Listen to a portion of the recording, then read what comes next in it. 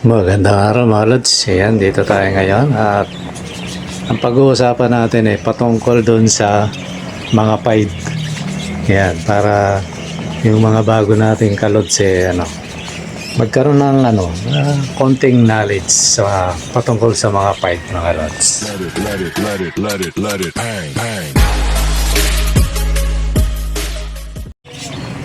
Magandang araw mga lods. Ayan. Siguro bago tayo pumunta sa topic natin ano muna mga lods, yung ating parapol mga idol. May nadagdag na isa. Si Alex Alibango. Ayan. Totally yung iba naman nabanggit ko nung nakaraan at wala namang pumapalag mga lods, di ba, no? Ayan, shout out sa inyong lahat. Totally, ilan na sila? 2, 4, 6, 8, 10. Ako, 10 pa lang mga lods. Pero may naman dito. Merong doble yung taya. Ayan, mga lods. So, sali na kayo mga lods. Lalo na yung mga bago pa na gustong magkaroon ng kits. Ano lang naman yan. Simple lang naman ng mechanics. Mag-sub lang kayo. Tapos, andyan sa description yung ating number. Yun, mag-gigas lang kayo doon. Anong tayaan mga lods? So entry sa 100 mo meron ka ng 3 pangalan sa raffle draw. Yan. Tapos may chance ka pang manalo sa free. Ang panalo sa sa may bayad mga lods 3 pares. Pag pumunta ka rito magiging 4. Yan. Tapos yung free naman 2 pares. Pag pumunta ka naman dito magiging 3. Yan. Para malinaw mga lods. Ano lang to? Promotion. Promotion So yun mga lods yun lang ang mechanics. Magano ka lang. Mag-sub lang. Tapos send ka sa Gcash. Tapos andyan yung messenger ko. I-capture mo. I-send mo sa akin. Katunayan na sumali ka mga lods. Kasi may mga pumapasok sa akin dito. Baka mamaya pag di kayo nagsalita hindi ko alam yun mga lods. So yun sana malinaw na yun mga idol. Tapos yung naman natin ang itatapik natin naman ngayon natin mga lods patungkol sa sa PIDE. Yan, PIDE mutation o kung tawagin dominant PIDE. Yan. Pero anong katagalan dumadami na rin ang mutation. Dati dominant lang, nagkaroon ng PIDE. Tapos yung PIDE papunta sa kakamute, naging recessive na. Kumbaga parang ispat-ispat na lang. Ngayon yung kaya ko lang naisipang itapik to kasi may kumukuha sa atin. Siguro hindi ko muna banggitin yung pangalan si Lods. Na rin naman to. Mag-iibon siya. Tapos kumukuha siya na 1 pares. Kaya lang sabi ko, Lods, pag 1 pares hindi ako nagdi-deliver. Mga idol ang pinaka para sana rin sa kaalaman niya.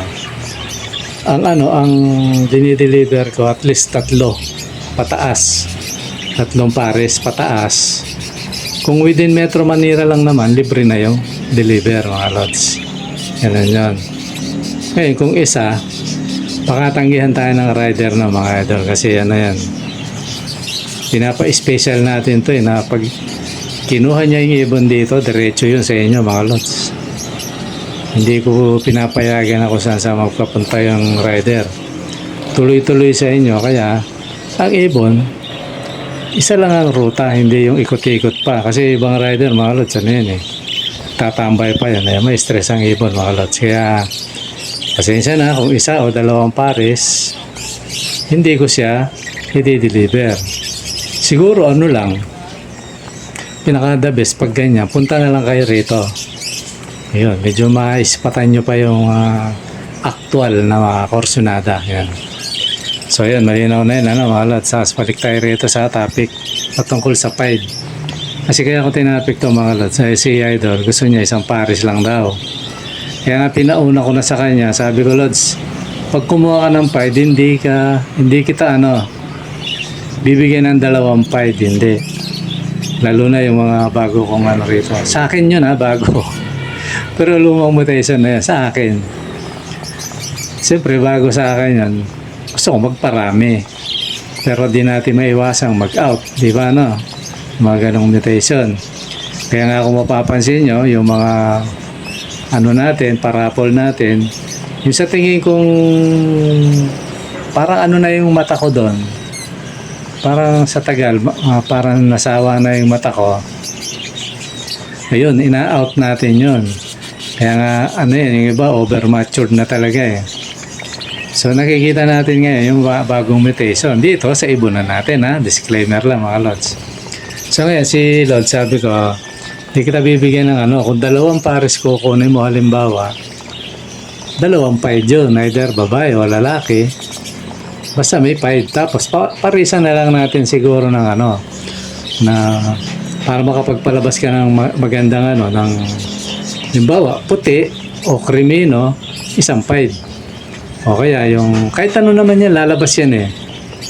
Pero mas ano, mas maganda yung buga pag medyo ano na clear color na mga lots. So ngayon baka mamaya, kaya naisip ko i-topic to, baka iniisip nyo baka hindi makapagpalabas ng ganito pag isa lang.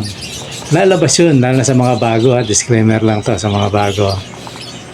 Ano yun, ang kunin mo lang yung cock. Kahit ano pa yung hen yan, ako nga ano eh. Tingnan nyo. Ito, iyon ako muna itong topic natin. Halimbawa, kak yung ano, kak yung pied. Tapos opaline yung ano, yung hen. Sa gusto mo maglalabas ng kamukha ng tatay. Ganun yan mga idol. Hindi pwedeng hindi magbuga yun. So ngayon, ang ano naman, baliktarin mo, hen naman, hen. So ano rin yun, lalabas din yan mga lods. So ngayon, kung gusto mo makapagpabuga pa ng maganda, ganito yun ano ba, clear color. Gaya ng white, crimino. Yan, lutino, no? Ano yun, totally ano nga yun eh. Yun nga yung bala kong ano, i-out kasi medyo ano, siguro taasan ko lang, konti lang mga lods. Kasi ano na to eh. Siyempre maganda na yung ibon natin. Sabihin ano na nag-evolve na, nag-mute na talaga. Kaya ano konting-konti lang naman. Bawa kung bigay ko sa inyo ganito, mataas lang mga konting-konti. Ganun yung mga idol. Tapos sabi nga ng isang nag-comment dati, sabi ko maganda ibon, normal lang daw ibon ko, sabi nga. Normal lang naman yan sabi niya. Dati rin ako mag-ibon, sabi niya. Tama yun. Pag matagal ka nang mag-ibon, magiging normal sa'yo yan. Diba, no? Parang yung ina-out ko ngayon, normal na sa akin yan Diba, no? Pero sa pag pupunta rito, gandang-ganda siya. Pero sa akin, normal yun. Tanungin ko kayo, normal ba sa inyo yung budget kit? Ayan, sa mga UV. Di ba? Ang sagot nyo kagad, hindi. So parang gano'n lang yung point ko doon mga lods. Kaya yung nagsabi sa akin normal lang, okay lang yan, hindi ko man iniintindihin So sa akin, sa ibunan natin, dahil nakakapagpalabas na tayo ng mga ganyang mutation na dati wala naman tayo. So ano yun, hindi ko sila agad-agad inuubos. So ngayon, pag nagsawa na yung mata ko, tapos may bago na naman akong ilabas na mutation, yun na naman ang pamimigay nating bultuhan. Ganun yun mga idol. Kaya yung mga lalo na yung kumukuha sa akin, baka mamaya, ito lang theory ko lang to, baka lang. Gusto niya makapagpalabas kagad, ganito, ganyan. Ano yun, isang pares lang, o isang piraso lang. Maganda kak. Hen, ganun. Kahit alin naman dyan, pero maganda kak. Ano yun, makakapaglabas ka ng ganun, lods. Dali lang yun. Bawa, ang lalaki mo naman dyan, gusto mo ganito, kaya lang gusto mo ipares, gusto mo ganun. Kung meron kang naibigay ko lalaki, meron kang babae na kaparehas nung hen mo, magbubuga rin yun dun sa gusto mo, mutation mga lods. So ganun lang, baka mamaya isip nyo hindi mailabas, lalabas yun. At ang kagandahan pa, makakapagpalabas ka ng ibang klase. Kaya nga ako patuloy akong ngayon mayroon na naman akong may sinalang ako na bago nga.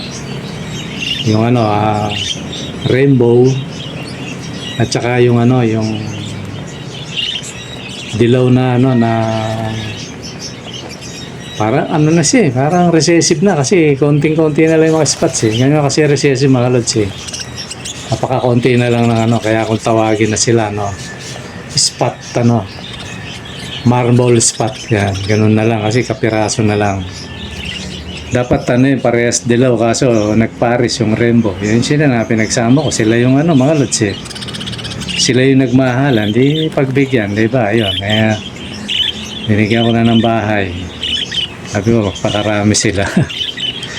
So, yun lang yung mga idol. Yung natin, ang topic natin. Kasi naman yan. Para lang sa mga bago na conscious sa pride. Yan. Yan, sa mga yung nakita nyo, mga in-slide ko mga picture dyan. Yan yung pride. Mga palatandaan ng pride. Okay mga lads, siguro hanggang dito muna at sali na kayo mga idol para may bola na natin to at sa Lunes sarapol na natin to kumbaga madagdagan man o hindi.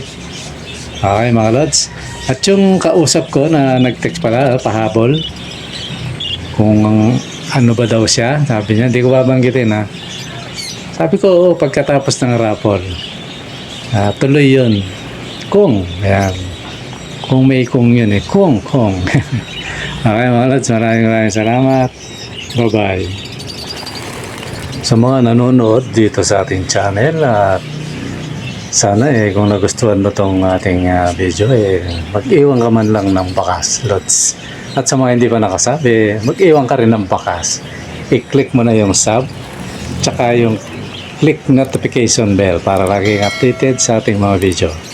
Okay mga lods, maraming salamat. Bye bye.